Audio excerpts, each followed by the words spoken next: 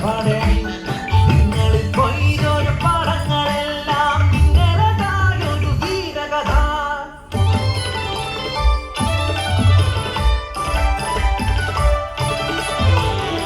ചിന്മദേശത്തെ പുളയക്കുടിയിലെ ചിതരന്റെ പൊന്നുമകൻ മണിക്കറുപ്പനാം വികൃതി ചക്കൻ, ഊരിന്റെ സ്വന്തം ചതുച്ചക്കൻ, നാട്ടാർക്കെല്ലാം സ്വന്തമായി കുറുമ്പ കാത്തു വളർന്നു വന്നു.